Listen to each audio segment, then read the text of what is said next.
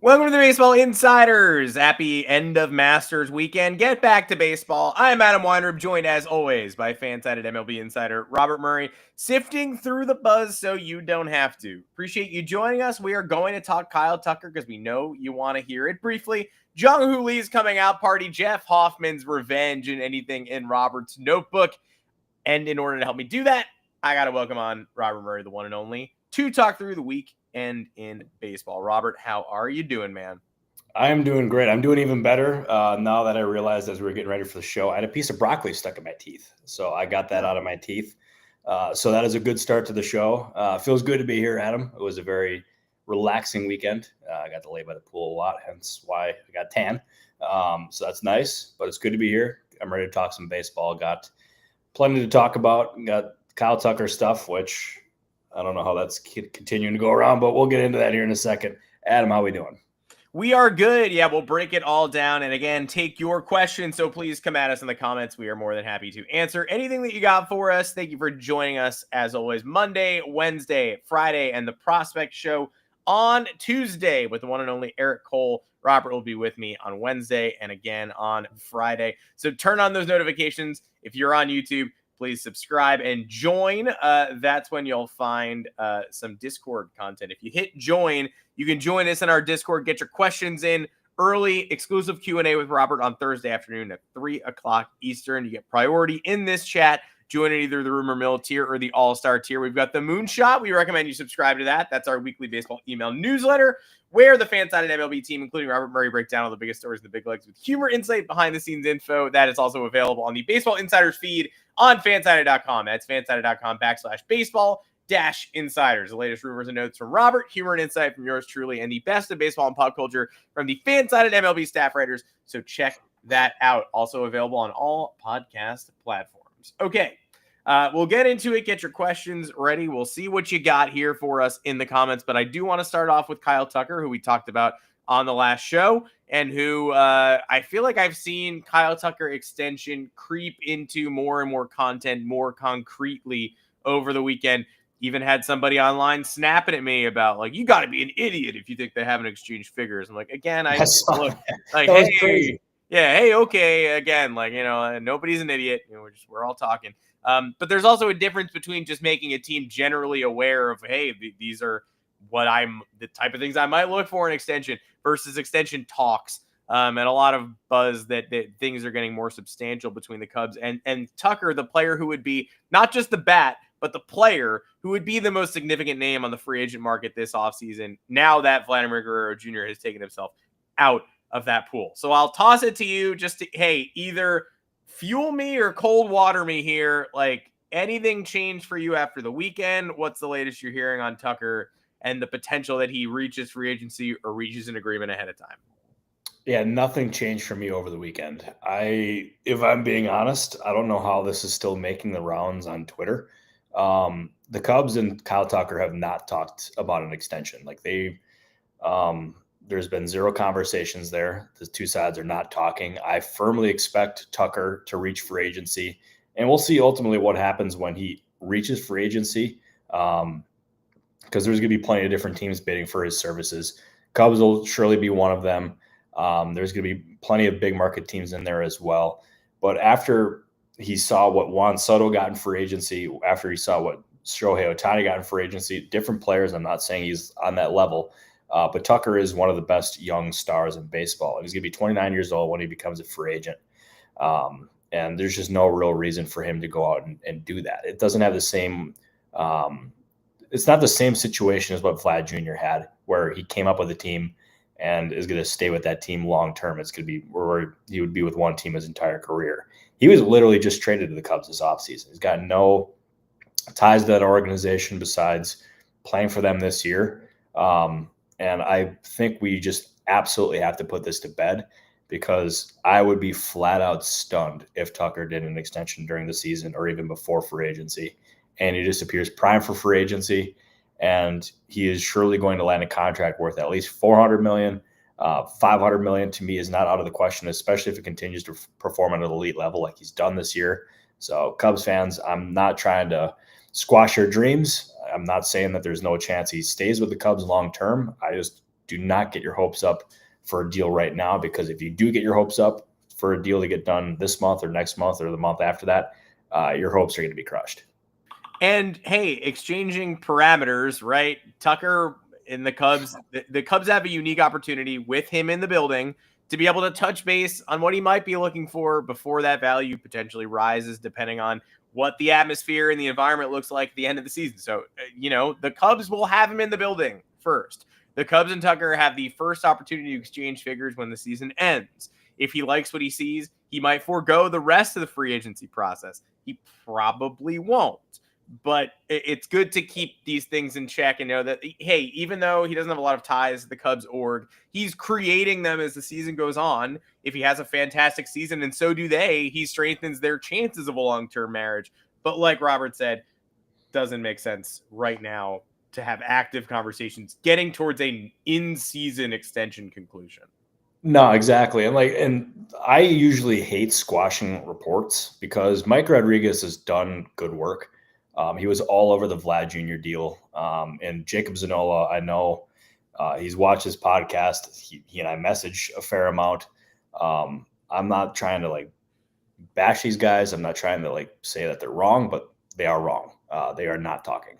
And Tucker is, unless something drastically changes, he's going to become a free agent. And we'll see ultimately what ends up happening. It's a very early thing now, Doc, to ask or to try to guess his 3 top landing spots at this point, just because the entire season's got to play out yet, and teams also are going to be bracing.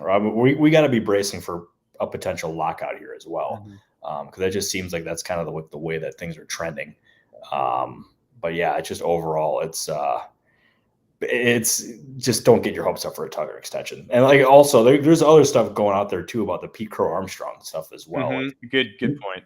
Yeah, the number that got floated out there was not accurate as well. There were talks early, at some point this offseason, but nothing was ever guaranteed. It was not a $75 million guarantee.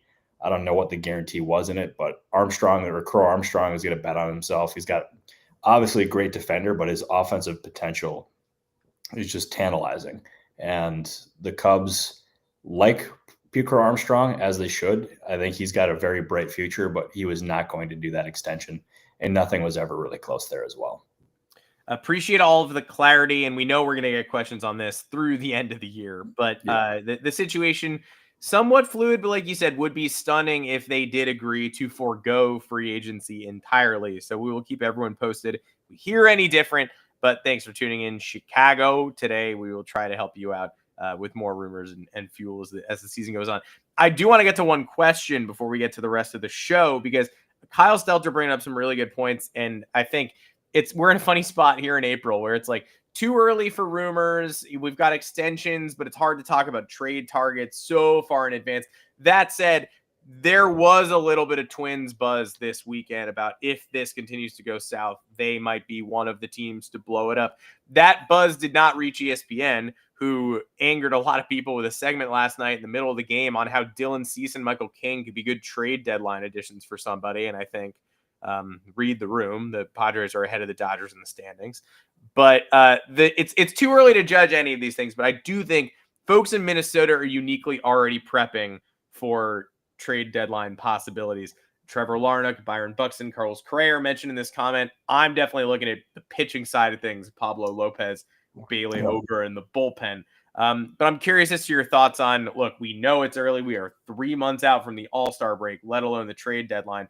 But do you think that Minnesota is one of those teams where if they're on the borderline, if they resurface and they're 4 games out of a wild card as we approach the deadline, do they hit the throttle and go for it, or do they really assess the situation and say, we should go through this teardown? And how deep does it go? Yeah, that is a very good question. And Kyle, I appreciate you asking that. And if the Twins continue to go at this pace and they continue to struggle, and we saw those struggles late last season and they've carried over into this season, they could be in for a pretty big sell-off here. And they got pieces. Last deadline, there was not very many that good pieces. And if that continues again this year, then they could be in a real spot to potentially sell off some key pieces here. And you mentioned some options there. The Pablo Lopez shout is a really good one as well, because the one thing that we've consistently heard with the Twins is that they're pretty cash strapped, and he's got a pretty hefty contract. So if they're able to get a really good value in return for Pablo Lopez, which you would think that they would, then that could end up becoming that something pretty enticing. That or some bullpen options as well. So there's a lot of different factors there for Derek Falvey and that entire front office to potentially think about, should they end up going to the deadline and continuing to be pretty mediocre. So I think it's a very valid thought. I also it is interesting, going back to your original, the way you started that, Adam, is you look at it from the San Diego Padres' perspective, and they obviously are in a position where they don't have that much financial flexibility either, despite extending Jackson Merrill, which I think was an option that was just kind of too good for them to really pass up at that value, because they potentially saved $200-300 million there by extending him now. But they have pitching depth there, and Dylan Cease and Michael King, what do they both have in common? They're both on 1-year deals, and they could potentially walk. And getting something potentially in return for either one of those guys could end up being something that they consider. And if there's one thing we know about AJ Preller, he is a very aggressive GM. And you would think if they end up pulling the trigger on one of those players getting dealt, that he would have a contingency to add something else, or maybe a controllable option, or maybe he's able to get something to replace those guys now in that deal as well. So there's a lot of different factors in play there for San Diego. I think it was a fair idea by ESPN to pitch that, especially with Cease being a Boras client. He's going to be going for top dollar. But yeah, as of this point, I have not heard anything suggesting that it's likely that they're going to be traded, but the idea that they could at least feels kind of like a fair thought for sure. Well, there we go. Good to weigh in there, and appreciate the clarity, and hope that helps. Hey, AJ Preller, creativity go together nicely, so don't rule it out. Thank you for the Twins question as well. More questions we'll definitely get to. I see you, Penguin fan. We will touch on that as well as the episode goes on. I do want to talk about the San Francisco Giants, who went in, and we're talking about the NL West, and we're talking about the Padres and Dodgers going neck and neck. Well, the Dodgers are in third place right now. So first and foremost, losers, big time losers. What a team full of losers. But more notably, Padres Dodgers dichotomy leaves out the Giants, who are 11-4, who took a series in Yankee Stadium over the weekend, and who pantsed Carlos Rodón yesterday thanks to Jung Hoo Lee's not one but 2 home runs left on hanging breaking balls. Not the best pitches in the world, but still, he seems like maybe the biggest year-over-year performance difference for a Giants team that we didn't know what to make of this offseason, and now are sort of saying, oh, okay, 2021-esque, a contender to be reckoned with. Wilmer Flores atop, all of baseball and RBI, what have you. Curious about your thoughts on Lee and his keying of the difference year over year in the way that team has gotten out of the gate. Yeah, he looks awesome, and he's already leading the league. I believe in OPS, he's 3rd or 4th in that category. So the fact that he's been able to do this and also hit 2 home runs in the Bronx and help the Giants win the series over the Yankees, it's a huge deal. And last year, that injury really impacted them, because the Giants made a huge commitment to Jung Hoo Lee when they signed him, and Farhan Zaidi was very aggressive in that bidding, and they wanted him. They wanted that player badly. And we're seeing exactly the kind of player that he is, and he can be when he's healthy. And if he continues to perform like this and does it all season long and stays healthy, that makes the Giants a really, really, really difficult team to mess with in the late season, the postseason, you name it. Because if you have Jung Hoo Lee, you have Matt Chapman, you have Willie Adames, you have some of these other guys as well who are going to step up later on in the season.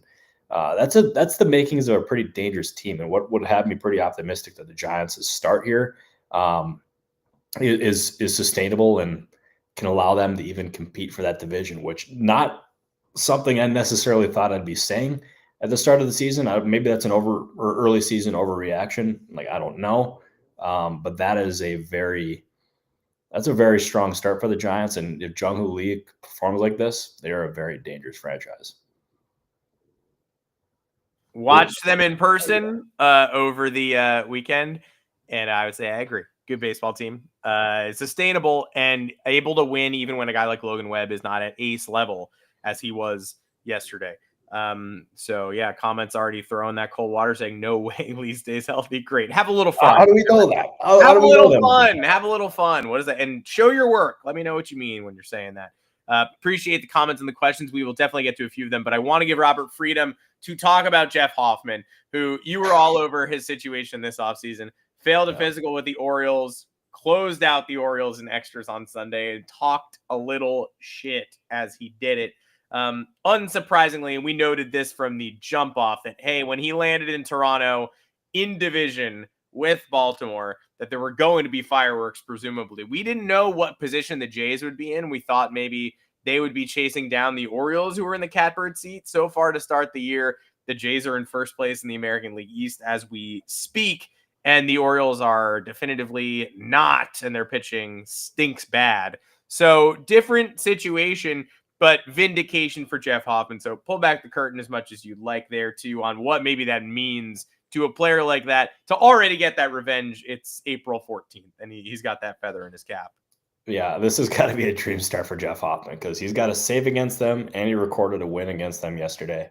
He's got a .96 ERA this season. He's been flat out dominant. And to do it against a team that agreed to sign him, they did not pass his physical. They did try to bring him back at a lesser dollar value, but the Blue Jays made it clear that they were okay with Hoffman's medicals, that they wanted him. It was going to be in a different role there.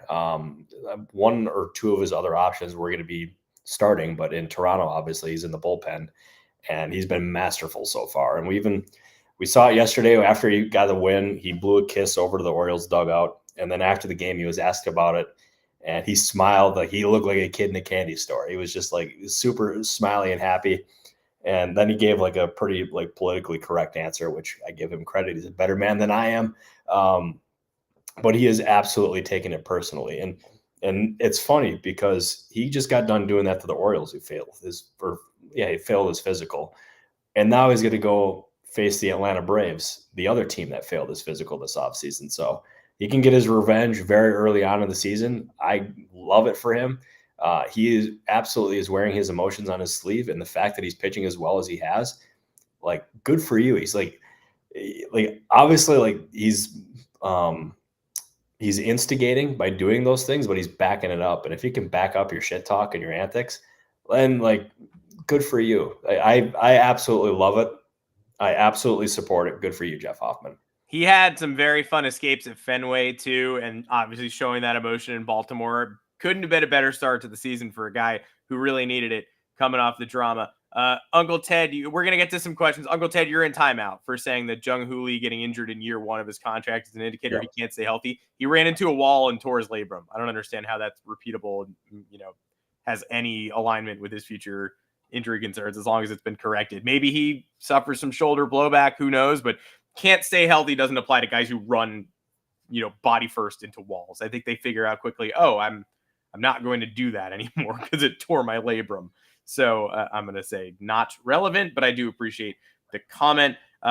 Let's go with, we got a couple of Cubs questions, obviously, and we know the Cubs fans are hungry, but I do want to go to Penguin fans question first about the Luis Robert market last offseason and maybe going forward, because there's a Bob Nightingale report over the weekend that they tabled conversations with the Dodgers, including a top-level prospect and James Outman. Tabled means, I guess, not happening, and I'm free to write about it now, but curious to your insight on what the White Sox are looking for in terms of Robert Jr. and whether he's even really an appealing candidate to move at this point based on the body of work. Yeah, he's an enticing candidate to be moved, especially considering just the overall talent and contract that he has. I'm skeptical, though, about the Dodgers stuff. I don't necessarily think that was a very real option for them this offseason. Obviously, like, the thing about the Dodgers, they love star players. Like, how could you not? And especially since they have such a strong track record of doing so. Like, it makes sense on paper. I just don't necessarily think that was the most realistic fit overall for Luis Robert Jr. So I'm going to go ahead and say, like, right now, I'm like I don't know. I'm not getting my hopes up for that deal to ultimately end up happening for the Dodgers, which that's very rare that we can like say that kind of feels unlikely, but for the Dodgers, but I kind of feel like that is unlikely for the Dodgers unless something just drastically changes overall for them.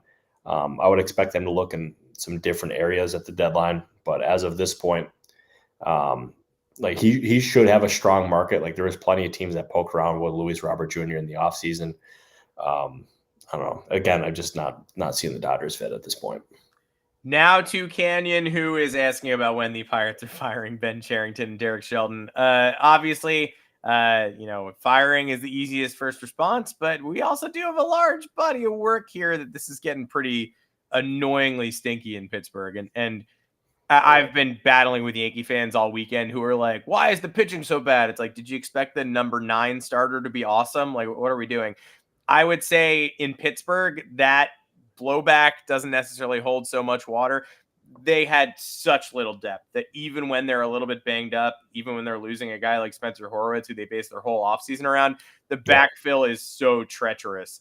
And so, can you really expect the Pirates to have better depth in this? Yes, this is the worst depth in baseball, and the lineup is horrendous. We cooked the Pirates on the last show. We can cook them a little bit again here because I do think, fair or not, somebody's probably going to have to roll if this season unfolds the way it has to start. Yeah, this has been a disastrous start for the Pirates. And like their pitching they got pitching, and they're only going to get better with pitching once Jared Jones returns and Bubba Chandler debuts. Like, I'm not worried about their pitching, but their hitting is an absolute mess. And they're not going to go very far at all if that hitting does not get better. And looking at that depth overall, like, is it going to get better? I mean, Spencer Horwitz is going to make a difference for sure, but you can't expect him to be like a significant difference maker. And like you can look at it a lot of different ways here. It's Ben Cherington not maximizing the opportunities enough that he has. It's the lack of player development from the hitting side, just coaching, the player development, you name it. But like I said in the last show, it all falls back on Bob Nutting. And Bob Nutting is like, sell the team, Bob. I saw it in the Ken Rosenthal piece today, and I thought it was spot on, but he quoted somebody and said that Bob Nutting is okay with being mediocre. And it's spot on. Like, you can't look at that team. You can't look at how it's constructed.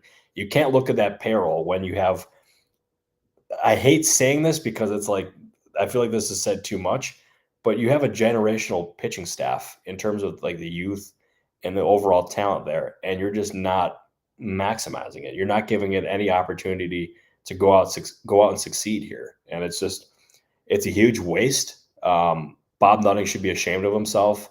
And because of that, you absolutely have to expect that team to be in a position where there's going to have to be a scapegoat.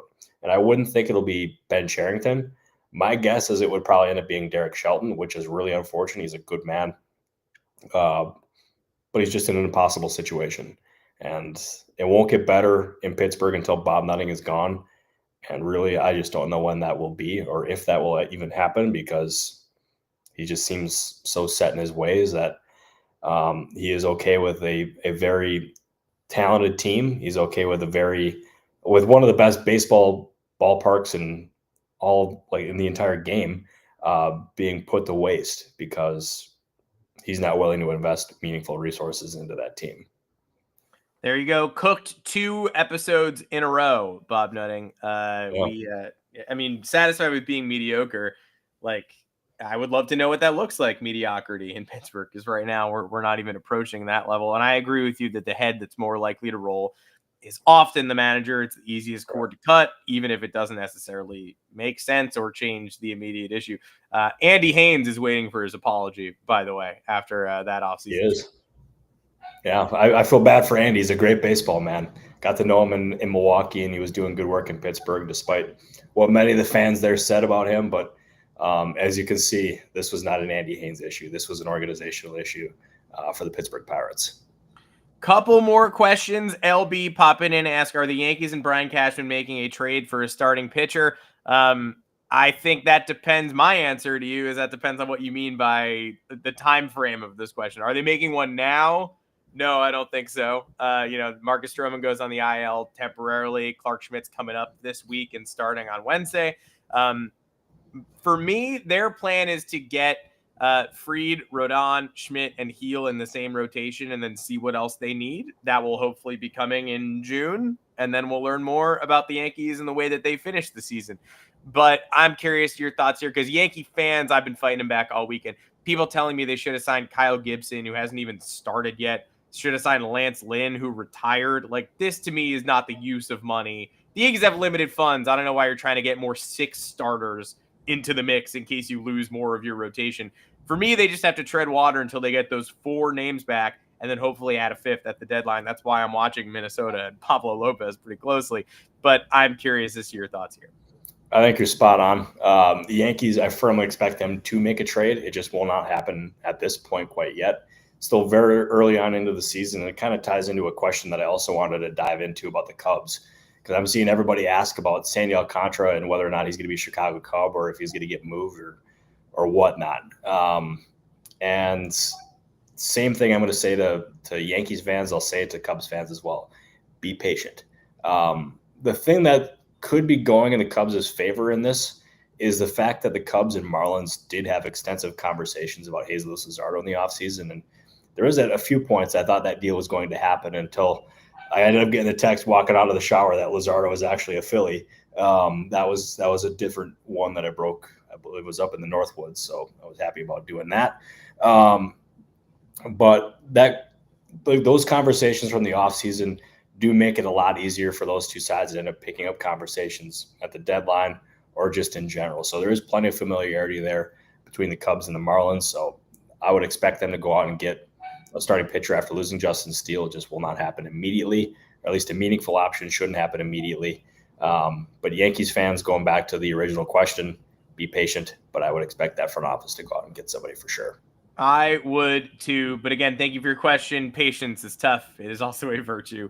One final note, I do believe that we left Kyren Paris off of our preseason MVP rankings, and Stummy Bubbles has been nice enough to say, hey, Kyren Paris MVP, how about them Angels? So again, yeah, another week goes by. Still got to compliment the Angels. Nothing has changed. The more weeks, the more good weeks you can bank and chalk up where we're talking about the good things that have shifted, the better. Tough weekend in Houston, although not an easy place to play, and they do end up taking one of those. I'm also going to go ahead and say and throw this at you, Robert. What's the team that has looked the worst compared to expectations to start the year? Probably the Atlanta Braves. We're not sure if we need to worry about them or not, but they're objectively through 2 weeks, pretty bad. Team that has exceeded expectations the most, arguably the Angels. The team that looks the worst may have lost a coach to the team that looks the best compared to their expectations in Ron Washington. So just going to say that out loud on the podcast. Yeah, Ron Washington, his ability to maximize talent, develop talent, especially on the defensive side, raised the Angels' floor when they hired him. Like last year was a real work in progress, but we got to see there was actually an organizational plan from the front office down to the manager, and they were doing a really solid job compared to where they were at in years past. So I'm glad that the Angels ended up sticking with Perry. I'm glad they continue to stick with Ron Washington as the manager. So I'm optimistic about their future, or more optimistic about their future than I was maybe 12 months ago. But that being said, I don't know exactly how sustainable this is going to be this season because health is going to be a big important thing for them, especially with Mike Trout, Logan O'Hoppe, players like that. But there's no doubt whatsoever that they've had some of these young guys step up, which is always good for them. And knowing how the Angels operate, whoever they end up drafting in the draft this year is probably going to debut for them at some point later on in the season. So there should be more reinforcements there. But I like what they're building so far in Anaheim, and I hope that Artie Moreno lets those guys do their jobs and doesn't meddle too much, which we know how Artie Moreno is. He likes to get involved. So if he stays out of the way and just sticks to what he's supposed to do, maybe the Angels actually have a chance of earning a playoff spot this year. And I wait for the Christian Moore MVP question at sometime in mid-June. I hope I get to see that question in the Baseball Insiders queue as well. It would make me feel good if the Angels were good. Though I asked my Angels fan friend, he's like, what's up with them? What's happening? Why is this happening? And I was like, he's been yelling at his season ticket rep for weeks, months, years. And I was like, go talk to your season ticket rep. Get in the mix. He's like, no, I still don't want a reward already. So if you're feeling that way, I get it. But if you're buying in because you're an Angels fan and you need to see some good shit, then it's been fun, and I hope it continues. Anything else in your notebook, Robert, before we sign off and bring it back Wednesday? Nope, I got nothing. We there was some questions that I was gonna end up using for my notebook, so you guys ended up answering or asking those, so I can answer them before we even got to empty the notebook. So I appreciate you for doing that. Yeah, appreciate you all always. Join us in the Discord if you're not there yet. Just hit join below this video. You could also subscribe to the channel, subscribe to the podcast on audio platforms. Plenty of places to show us love, and we hope that you do. Subscribe to the Moonshot. Join us at Baseball Insiders feed on fansided.com, fansided.com/baseball-insiders. A lot of good content there and a lot more content there every day. Just keeps building. That's the best part about content. All you got to do is write it, and there it goes. Robert Murray, until next time, until Wednesday, I'll catch everybody here on the Prospect Show on Tuesday at noon. Robert will be back on Wednesday at 1 o'clock Eastern time, I believe. Correct. I believe that sounds right. So let's roll it. And if you're enjoying the show, we appreciate it. If you're hating the show, also fine to do. You can do whatever you want. But turn on your notification bell if you want to know when we go live. We'd love to see you back here on Tuesday, Wednesday, Friday for more Baseball Insiders. Take care, everybody. Thank you, everybody.